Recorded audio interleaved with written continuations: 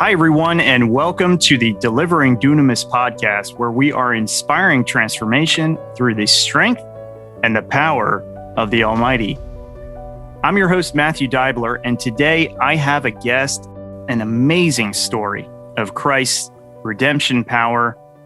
She's doing tremendous work for his kingdom in the ministry she has started, and we're going to dive into some pretty heavy stuff today, but it's going to be a beautiful journey, and it's going to reveal to you the power of the Lord and his ability to turn situations around in our favor for his glory. Jennifer Casas, welcome to the Delivering Dunamis Podcast. Tell the listeners a little bit about where you're from, what you do. Just give us a quick little introduction. Thank you, Matt, for having me today. So I am from California, and I'm currently residing in Arizona. My husband is active duty military, so we move around a lot. Currently, I'm in the process of launching a t-shirt business. It's called Garments of Truth, and a deliverance ministry. It's deliverance coaching called A Dignified Deliverance. That's beautiful. So, listeners, Jennifer and I, we had the opportunity to connect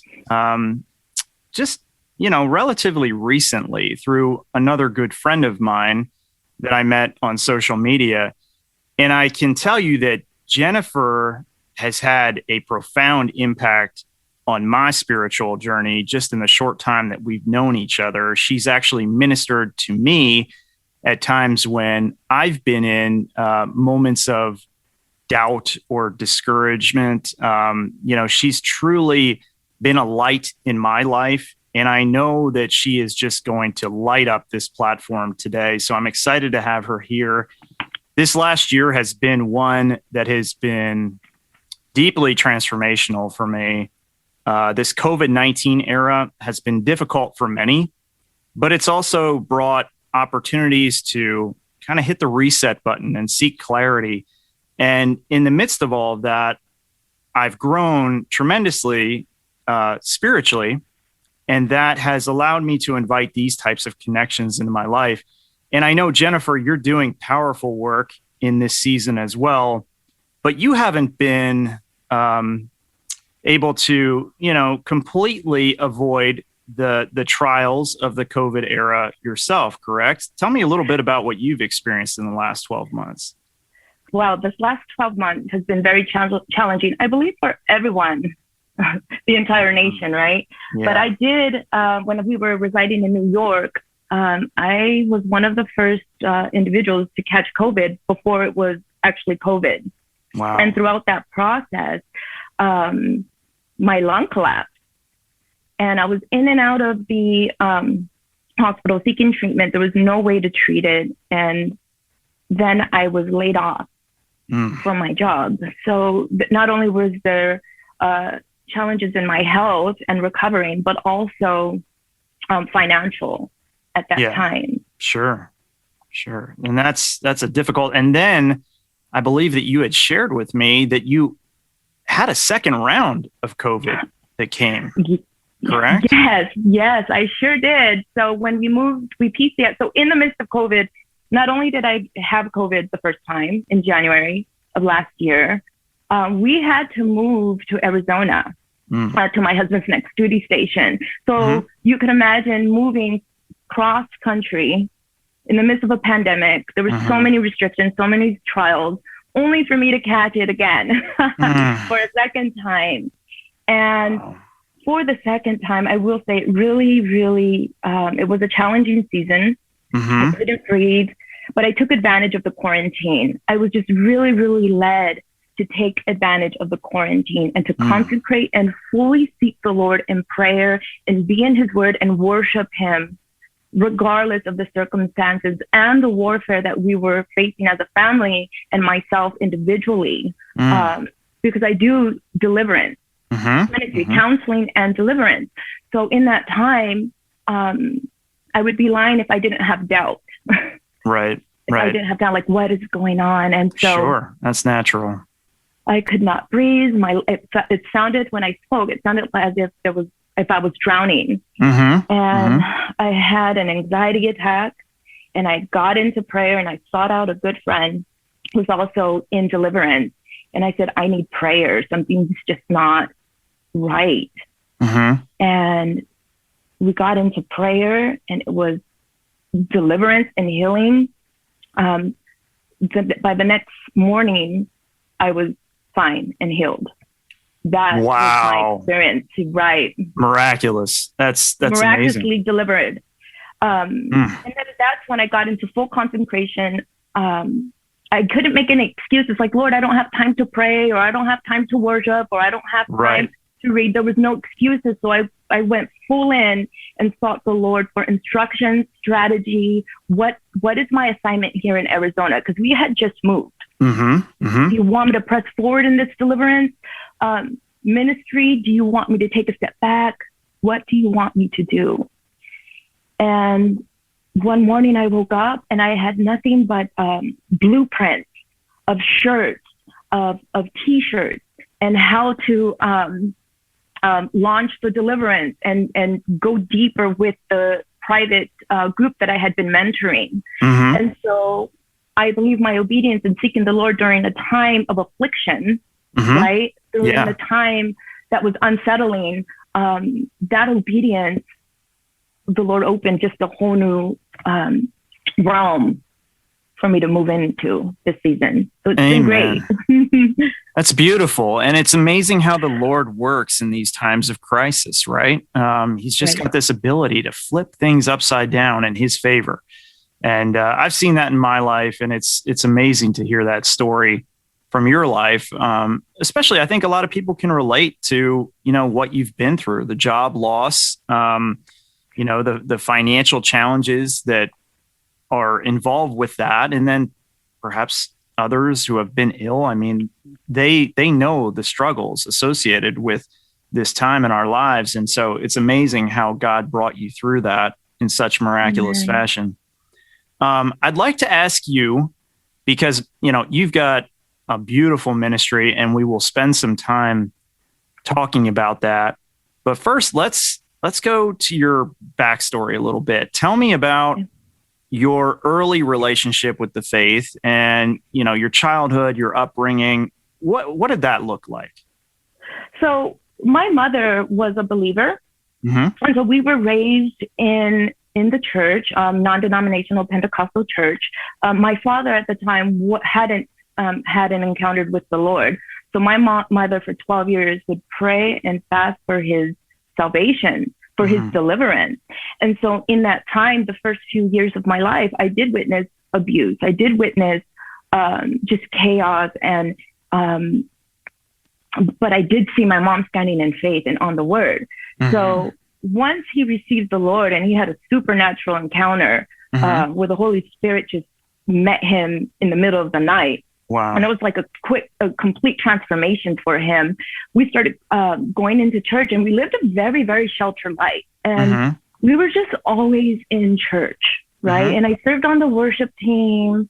And around my teenage years, I started developing some bitterness. Like, I'm always in church, and I became curious with what my other friends were up to, and I couldn't serve on the cheerleading team, or if there was a football game that I wanted to attend to, we couldn't go because it was church. So I started to develop some bitterness, right? And I started stepping into rebellion. Yep. As many of us do in our teenage years.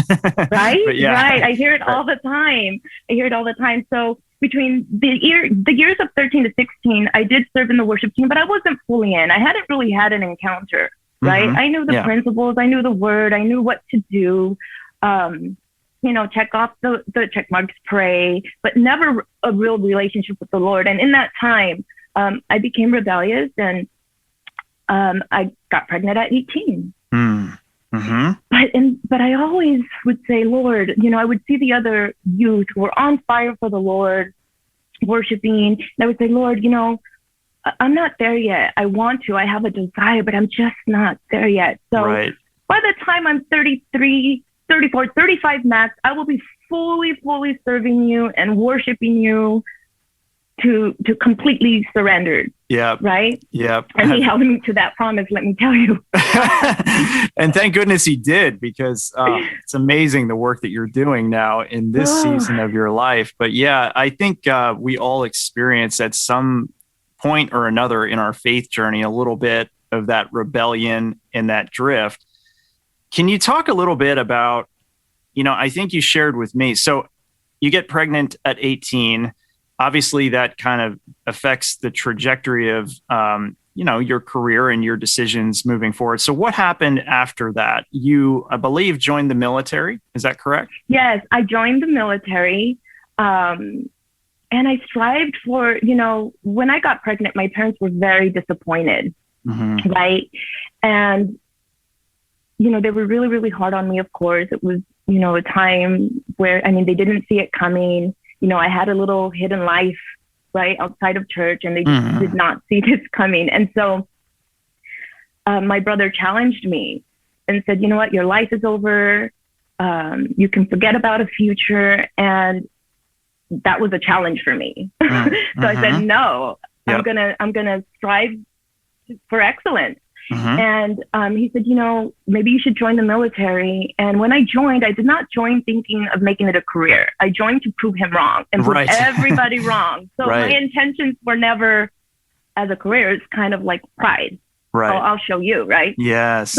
But God worked it all well. I fell in love with the military, with the career, and I ended up serving 18 years.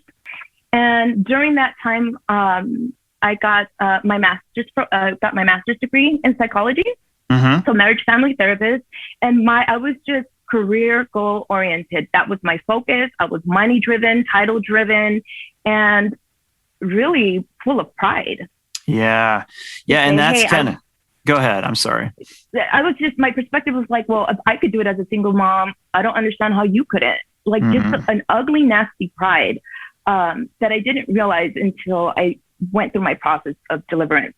Yeah. Where I was humbled, where I was really humbled. Oh yeah. Yeah. I went through that as well. And those temptations that I was seeking were really that ego driven temptation of like the power, the influence, money, all of those worldly things. And that did cause me to drift quite a bit from any relationship that I could have potentially had with God during that time in my life. Right. You mentioned that, there was a crisis that sort of erupted out of an event. And I guess we could touch a little bit on how it relates to that military culture, right? Because perhaps that's sort of what led you to it. Can you talk a little bit about that experience? Yes, absolutely. So we're getting ready. So my husband was active duty as well. And so it was time for us to move cross country. He had a new duty station to move to. And in the military, there is a drinking culture, right? Work hard, play hard is what we say. And so not only was there a stronghold and a generational curse of alcoholism in my bloodline, I started walking it out in that environment. Sure. Right. On top of that, I was bitter towards men because in the beginning of my childhood, I would see abuse and I just became resentful. Like, no man is going to control me. No man's going to tell me what to do. So I became not a feminist, but I had a very independent perspective of I can do everything on my own. Right. Sure. So I developed I started drinking a little bit more. We're in the process of moving. And the night before or 2 weeks before we're due to move cross country, I get a DUI. I get a DUI, and that was the beginning. Yes, that was the beginning of my downfall. So what happened after the DUI? It kind of led you into sort of the mental torment of the trauma associated with that event, right? Because it was just devastating to your life. So what followed? It was devastating because, again, I was so full of pride. I achieved so much, and I was 25. And I already was in the process of getting my master's. And, I'm in a marriage and we're well off, praise God. Thanks to my mother's prayers, of course. And, it was like I was so hard on myself when that happened. If that makes sense. It was like, how could you do this? So a lot of shame, right? And shame, guilt, and unforgiveness. Like, wow, Jen, I never saw it coming, to be honest. But that's what pride will do, right? Yeah. And so we transitioned over to upstate New York, and I just start battling with depression, anxiety, just the heaviness and anger. And looking back now, anger towards myself, but I didn't know how to process it. Yep, I can relate to that. And that those feelings that you referenced, the shame and the guilt, I mean, they are so divisive. I mean, they really kind of tear you apart inside, but then they affect the relationships around you as well. Correct. So tell me a little bit about what happened in your marriage in that season.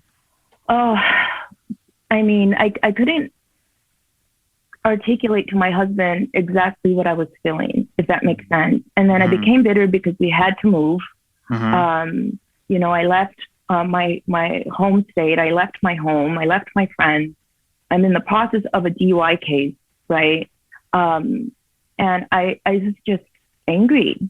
And so it really put a burden on the marriage because he just couldn't be around me.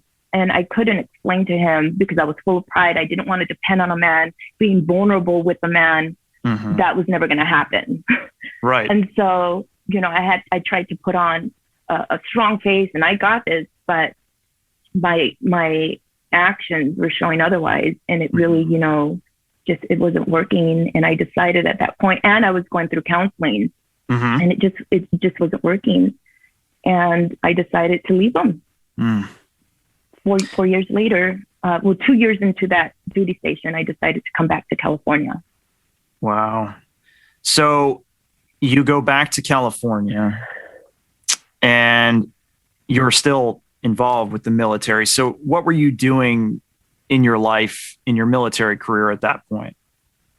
So in the military, I was in the reserves at that point, and I got a job working with victims of sexual assault as a civilian. So I was doing both at the time. And so that job opportunity led me back to California, right? And I was working with victims of sexual assault, providing resources for them to get through the emotional trauma and any legal cases that they had to go through in the legal process. Okay. So just being there as a support system for them. And in that course, we filed for divorce, but because we were in Massachusetts, so I filed for divorce and I moved to California, and then he moved on to, he stayed in the East Coast, and we just weren't able to go to court. So that led to a 4-year separation. Okay. Now, did you guys stay in touch during that separation period? Was there any talk of getting back together, or were you pursuing another relationship? Like, what happened in that 4-year period?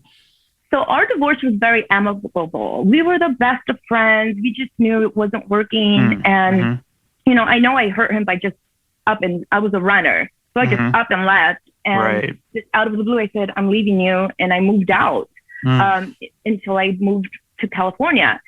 And so, but we decided to be the best of friends. He's the best father to the children. And we had a great relationship. We just didn't have an opportunity to file. And we had no discussions of getting back together. Okay. So we knew it was over, but we wanted to be, we were best friends. Right. In the course of that time, I started dating. Being separated. And because I worked on a military installation as a civilian, I know in the secular world, when you're separated, people start dating and that's normal. I'm going through a divorce and you move on to relationships, right? But that doesn't apply on a military installation. So even if we're separated, even if my husband knows and we're going through the process, that's still considered adultery, right? So I dated within those 2 years. I dated 4 individuals here and there sporadically. And they were not honest that they were separated. I was very honest. I'm going through a divorce. I'm separated. But they were not honest that they were still married, right? Wow. The same life. So at some point, a friend of mine decided to report that I was dating, knowing that I'm going through a divorce, right? And an investigation was launched. Oh my goodness. Okay. So 2 years after that, like a year after, I get involved in a relationship, right? This is, during my transition, finally I settle in and get involved in a relationship with a narcissist. Right? Wow. Tell us a little bit about what that was like. And you don't need to go into any detail, but just kind of the environment that you were in at that point in your life, and really how it affected you both, mentally and spiritually at that time in your life. Mentally and spiritually, yes. My world was coming down, and it was coming down quickly, but I couldn't see it, if that makes sense. Yeah. So I'm in the middle of this adulterous investigation, and all fingers points at me, right? So that's going on. And then I get involved with this relationship, and he is just a narcissist. There's abuse, right? Emotional torment. I mean, constantly berating me. You're nothing. You think you're all that because you have a master's. You're nothing. You're worthless. You're stupid. And it was constant. And then it developed into physical abuse. And let me just say this. Some people may say, well, why did he stay? Or you're down for staying. Trust me, I was one of those girls who would be quick to judge other women, but you don't see it coming. It's like a slow, deceptive entanglement, and it's seducing you, and then boom, the next thing you know, oh man, I'm in an abusive relationship. Right. It starts very subtle, right? And so here I am, a psychologist, stuck and trapped in an abusive relationship that I didn't see coming. Wow. So there's abuse taking place. There's mental torment. There is mocking, berating, humiliation, forcing me to do things that I wasn't comfortable with. And then on top of that, because he's so insecure, right? He would force me to send text messages to my husband, right? We're an amicable, we're best friends, that just ruined the relationship with John, with my husband. And it put, John hated me by the end of this whole story. Wow. He hated me. He could not understand what was going on. He said, Jen, something's not right. And I don't know what relationship you're in, because, he had moved on. I had moved on. He goes, but I don't know who you are. Something's wrong. He was concerned for you. So you mentioned to me that you went through a period of really heavy anxiety during that time in your life. And it actually led to a point where you contemplated suicide, correct? And then there was even an event. Can you talk a little bit about what happened in that? Absolutely. Yeah. Absolutely. So with this narcissistic individual, for 6 months, I'm being told you're worthless, die, just kill yourself. Nobody wants you. Awful. Nobody wants you. I don't want you. You're stupid. And at one point, I just remember we were in the home and in my house, because he wouldn't leave. He kind of just somehow ended up moving in. We're in the garage, and he says, you should just do it. Kill yourself. The devil himself saying, kill yourself. And he tied a noose in the garage. He tied a noose. He goes, here, I'll do you a favor and even do it for you. And he goes, now go and jump. And, this is prior to my diagnosis. We'll get into that. But I was very depressed. I was hopeless. I'm in the middle of an investigation that was going to ruin my career, right? And there was just a lot of misunderstanding. My husband hates me now, who was like my best friend. So I didn't have anyone really to talk to. I couldn't tell my parents I was in an abusive relationship, and I tried to hide as much as I could from my children. So that was the state of mind that I'm in. Yep. And so we're in this garage, and he says, jump. And I said, you know what? You're right. After a while, when you're getting those word curses, you start believing it. You really start believing it. And I jumped. And I remember, I started choking, and he came to the rescue. He's like, whoa, what did you do? And he comes to rescue me. right? And yeah, there was an attempt there. I jumped off that cliff, and, you know, God had other plans, and he helped me off. And the next day I went and said, you know, I feel like something's wrong, you know, and you could see like the marks from the rope. So it was serious. And they put me on a 24-hour surveillance for suicide, and then referred me to mental health services. So, yes. So tell us a little bit about that. So you do get evaluated and they give you a diagnosis. And then what happened with your life after that? How did your life change after? Oh man, so much. It was very traumatic looking back, but I did get a diagnosis of a bipolar disorder with mixed episodes. And then throughout the course of treatment, a diagnosis of like a personality disorder, but he wasn't quite sure, but he was entertaining as we kept going through treatment. There was a possible personality disorder. And I would always say, no, that's wrong. Like, there's no way, that's wrong. You know, I didn't want to receive it. And they put me on medication.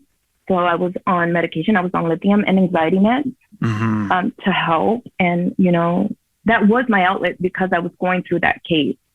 Still, it was a civilian military investigation. But it was humiliating and very shameful.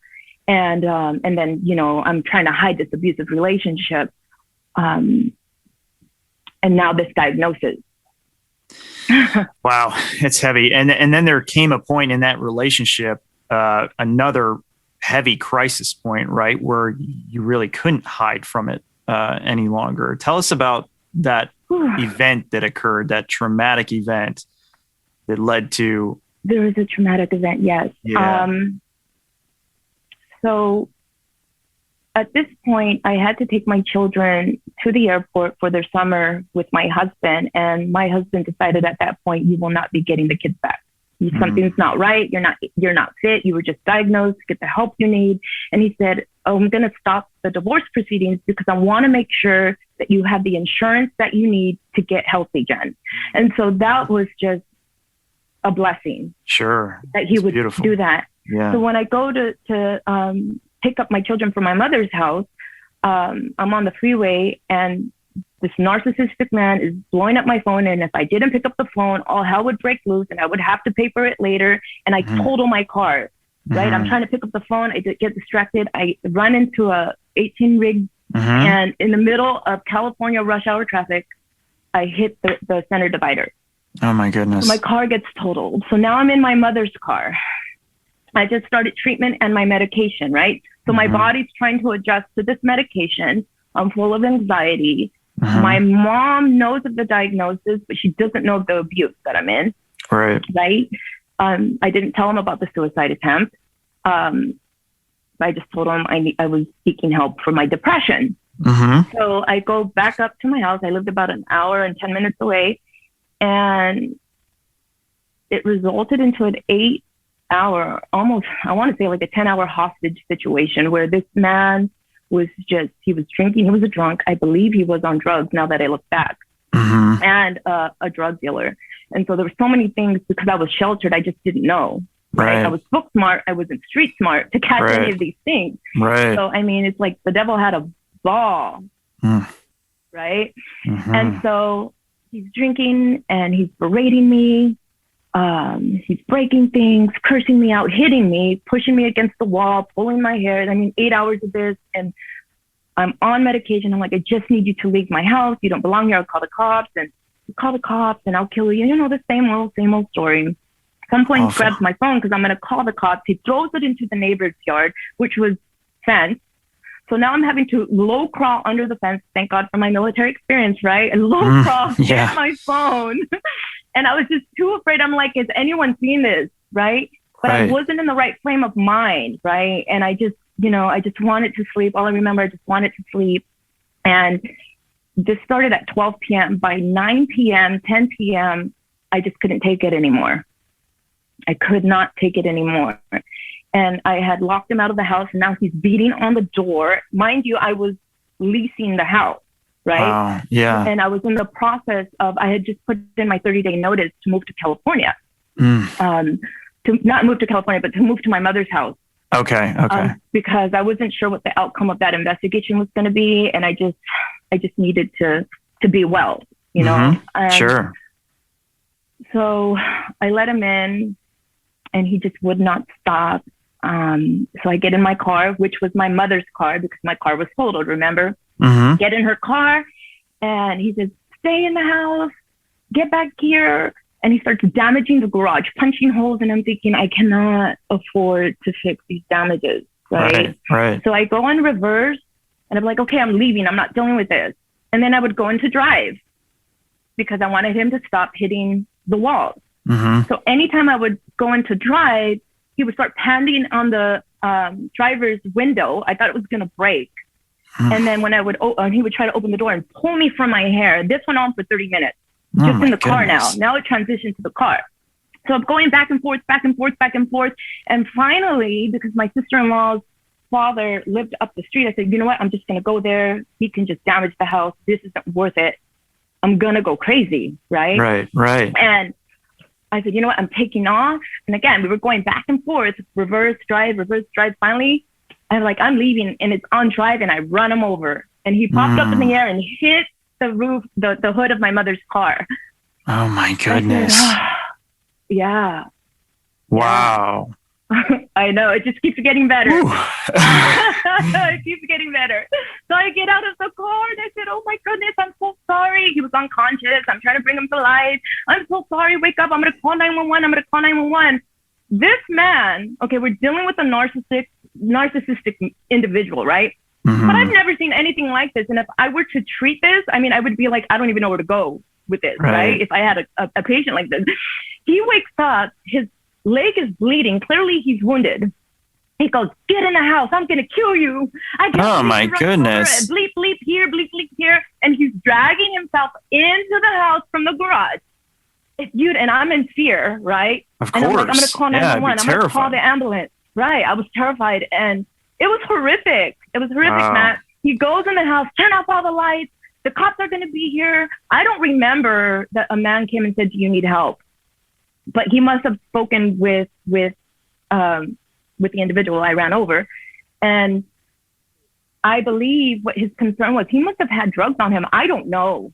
I really don't know because I just didn't know. But for him, now looking back, like, why wouldn't you seek the help that you needed? Right. So this event is just devastating. Ultimately, the cops show up, correct? And they decide they're taking you in. Is that? Yeah. So the cops show up, and what he had me do, he said, turn off all the lights. And when the cops come in, tell them that I left. Tell them that I left, or I'll kill you. Now you got to understand. People need to understand when you're dealing with someone like this, and it's constant. They do enough for you to believe that they're capable of going further. Right. If that makes sense. Absolutely. So if you're getting slapped left around, or they're punching holes in the wall, or they're sending crazy text messages to your parents, which he would try to, or to anyone you love to humiliate you and shame you, you think he's capable of killing me, right? Sure. So you take that threat seriously. I take it seriously.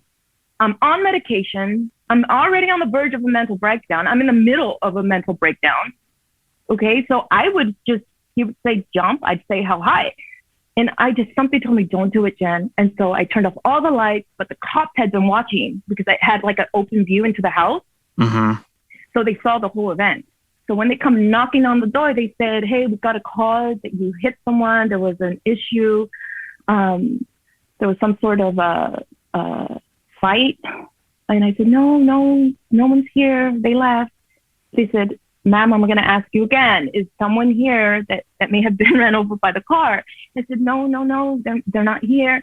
And he said, ma'am, you're under arrest. And they put me under arrest. They read me my rights. You're lying. We're going to search the house. They searched the house. They find him. It was a big old mess. And I would say, no, you got the wrong person. You don't understand. No, it's not me. It's not me. But in California, if you even have a scratch, you can get arrested when it's domestic violence. So I get arrested and I'm in the cop car. Yeah, you mentioned in that arrest moment that you called out to God, right? Yes, I believe my attorney heard it because he had to listen to everything that took place in the midst of the arrest. Mm-hmm. And I cried out, "My God, why have you forsaken me? Why have you forsaken me? You saw the truth, Lord. I'm innocent. You know the truth. Right. You know the truth. Lord, if you get me out of this," it's the prayer that everyone says when you've hit rock bottom. Right. Right. And I cried out at that moment. And that was the initial cry out to God where it started my transformation process. But there was still a lot to come. Yeah. So, a lot to come indeed, because that you were essentially awaiting trial for quite some time. In that waiting period, the partner that you were involved with, I mean, he continued the manipulation and abuse, correct? And maybe even intensified it during that time, because it was as if he had added control over you as a result of that event. Exactly, because he had no intentions, because again, he was a criminal that I was ignorant to for some reason, no intentions of cooperating. He did not want to deal with the court system. He knew it was an accident, but he used that as his advantage to torment me even more. So the abuse intensified. Now I'm being thrown down staircases at 1 a.m., bruises all over my body. The demands just became very, very intense. And he would say, "I'm going to call and tell him you did it on purpose. I will show up to court and sabotage you, and I'll make sure you go to prison." I was facing 3 years in state prison for this incident. So I got to ask, is that why you stayed? Because there was that fear that if you left, then he would seal your fate, with a felony charge and put you in prison. Exactly. Exactly. Painful. So, and then on top of that, the constant threats towards my family and my children. Right. And, we will do anything to protect our family and our children. That's for sure. So you waited essentially for 2 years, correct? Oh God, court was 2 years because they were trying. First of all, it took the DA about 4 or 5 months to file charges. They weren't sure what they were going to do. You have to understand, I was working a very political position on base. It's a very sensitive topic of sexual abuse on military installations. So I'm doing that. Then I have a master's degree. They looked at my resume. I had to submit a resume just to see my background. They ran a background investigation. Everything was cleared. Okay. I was, nothing was on my record besides the initial DUI that I had received 5 years prior. So they weren't sure how they wanted to move forward with the case. So it took them months to decide. In the course of that process, they're trying to get a hold of him, right? But of course, he was evading the investigators. He didn't want to cooperate. And so they didn't know how to move forward with the case. Right. So that took a lot of time. Well, now you told me, so you get to this point where you're about to head to court, finally, and maybe you're going to get this opportunity to clear your name. Right. And what happens the night before? Oh, goodness gracious. So in that course, I'm working with my attorney, and he's like, Jen, just lay low, cooperate, don't get into any trouble. You shouldn't be seeing this individual if you are, and I'm not going to ask, but if you are, you should just stand clear. He's a problem. He's toxic. You're just in a mess. You're not doing well. I mean, he could see I was not mentally well, my attorney, right? Right. And so it was just constant abuse throughout the trial. The individual took advantage of having more control. He just loved the control that he had over me. And the Wednesday prior to settling the court case, I went to a church service, right? Because I was still seeking the Lord. I cried out to the Lord in the cop car, and then I said, you know what, I'll just attend service and just see what happens, right? And so a prophetic word was released, and the pastor spoke on the pulpit saying, your life is falling apart. That man don't love you. You lost everything. Your family has turned away. They don't trust you anymore. Surrender now and trust the process. 6 months, they're going to see, look what the Lord has done. So that was the first time the Spirit started speaking to me and I was just crying. But it wasn't enough for me to fully surrender. Okay. Right. So I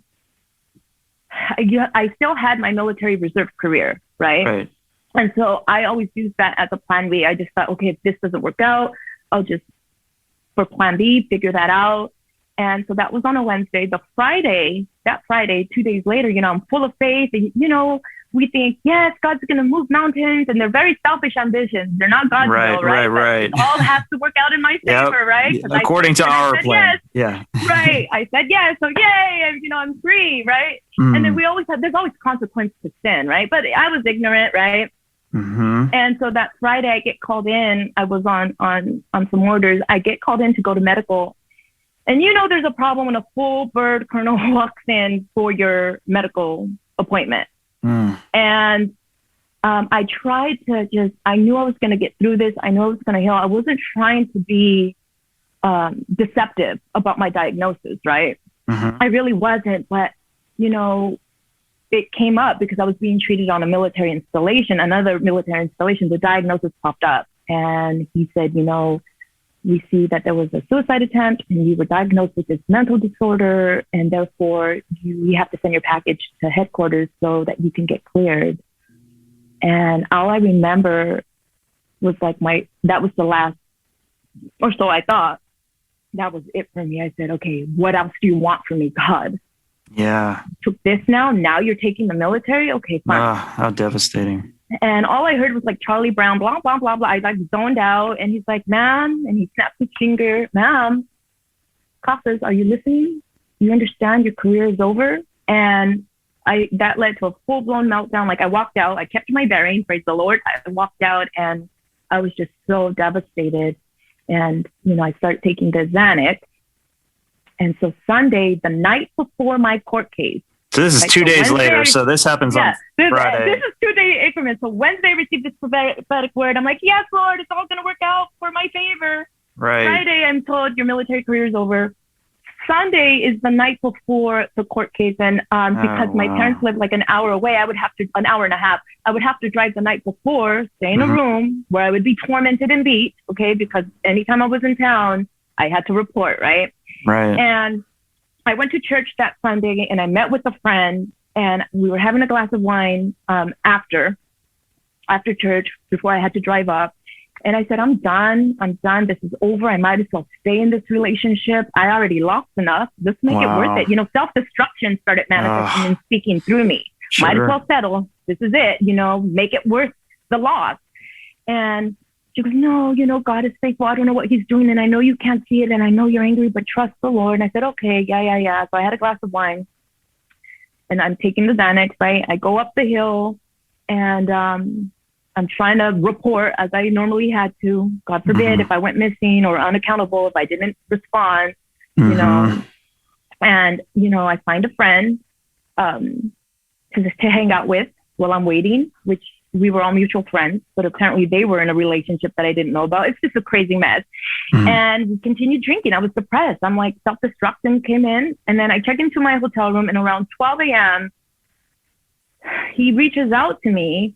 You better get over here. You better report. Mind you, he was ignoring my text, right? But so I'm like, no, I've been drinking and I can't. And I have court first thing in the morning and I don't want to go. You better get over here or I will go in and I will ruin it for you. You will be arrested by tomorrow. They'll take you in. I will go and just make you look bad. And he would pretend to call the DA and leave messages on my voicemail if I didn't pick up. Awful. Hey, this is so-and-so. Call me. I'm ready to speak. Yeah. So you got to understand the torment. I know people they're going to have their opinion, but unless you're in that mental state of torment and it's constant, you won't understand it. Right. And so I said, okay, fine. And I'm on the way over there. Right. And I get pulled over, which I believe that was God intervening. And I get arrested for a DUI. And crazy, right? The night before I'm supposed to settle a felony case. Yeah, it's just devastating because you've waited. Yeah, and you've waited 2 years for this opportunity to redeem yourself, and then boom, here it is again. Right. So, but I think at that point, I was just like, I'm over it. After the military was snatched and I had to go through that, I was just like, I'm done. Yeah. It is what it is. Lock me up. The devil had led you into that captivity of the despair, and you really couldn't see your way out. So now, after this, you kind of run off with right. So I'm in the drunk partner. tank. Yeah. Yes, I'm in the drunk tank, and then my attorney, because we had court first thing in the morning. So this is Sunday. Monday morning, my attorney's trying to find me. He finds me in the back of the jail because the court, it was all there. He said, Jen, what happened? And he was like, his tears, he had tears in his eye. He goes, this is the first time that the DA is actually concerned with someone they're prosecuting. Like, are you okay? Do you need help? And I'm like, no, I'm fine. It is what it is. And he, he was all right. Well, court is continued until further notice because you're going to have to deal with this case now. Because I can't believe you did this. I said, I'm sorry. And he's just like, okay, we'll talk later. Like, he didn't even want to deal with me at that point. And as soon as I get released, I said, you know what? I go on a binger with the monster. My goodness. And we go on a week binger. I pick up my car. If my parents or siblings would text, he would hit me or break the phone. So I hid. I didn't respond. I had a secret phone that I would report when I had a chance, when he wasn't looking, or pretend I needed to get something from the car. And so I didn't check in with my mom.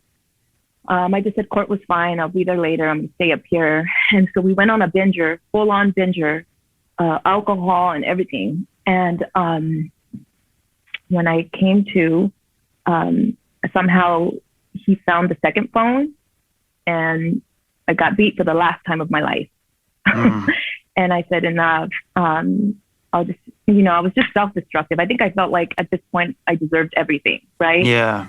I deserved what was to come. And I'm on the way home to my mother's house, because that's where I was staying.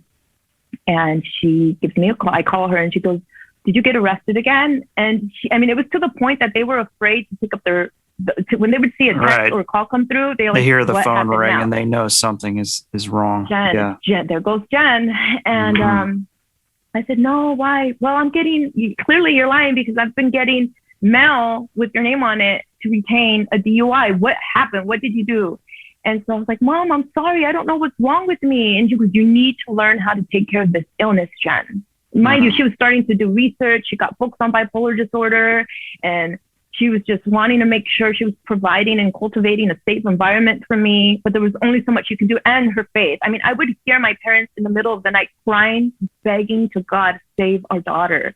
Amen. Please, we are desperate. Please help her. We're losing her, please.